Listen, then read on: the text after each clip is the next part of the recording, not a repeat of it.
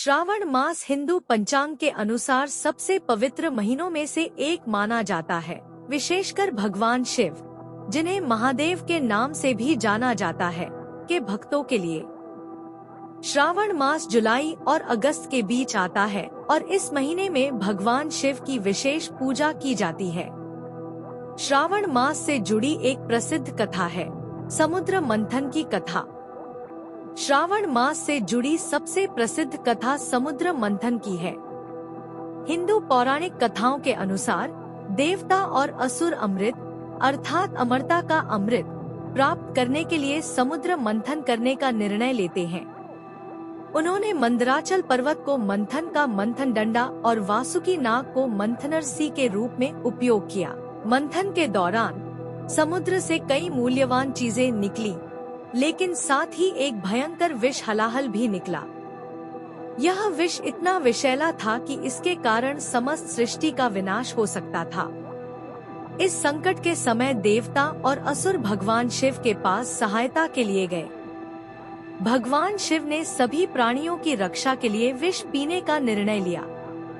उन्होंने विष को अपने कंठ में धारण किया ताकि वह उनके शरीर में न फैल सके।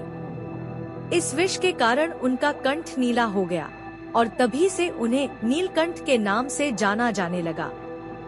श्रावण मास को वह समय माना जाता है जब भगवान शिव ने यह विष पिया था।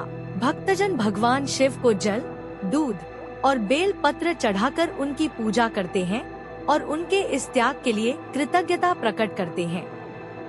श्रावण में पूजा और अनुष्ठान। व्रत। श्रावण मास में विशेषकर सोमवार के दिन व्रत रखना अत्यंत शुभ माना जाता है। यह व्रत शरीर और मन को शुद्ध करने के लिए रखा जाता है। शिवलिंग अभिषेक। भक्तजन शिवलिंग पर जल, दूध और अन्य पवित्र वस्त्र चढ़ाते हैं ताकि भगवान शिव का शीतलन हो और उनकी भक्ति प्रदर्शित हो सके। मंत्रोच्चारण। नमः शिवाय मंत्र का जाप और शिव पुराण जैसे ग्रंथों का पाठ करना श्रावण मास में आम होता है। कांवड़ यात्रा। उत्तर भारत में विशेषकर उत्तर प्रदेश और बिहार में भक्तजन, जिन्हें कांवड़िये कहा जाता है, गंगा नदी से जल लेकर शिव मंदिरों में अर्पित करते हैं। इस यात्रा को कांवड़ यात्रा कहा जाता है। इस प्रकार श्रावण मास भगवान शिव के प्रति गहरी भक्ति, आत्मचिंतन और आध्यात्मिक नवीकरण का समय है।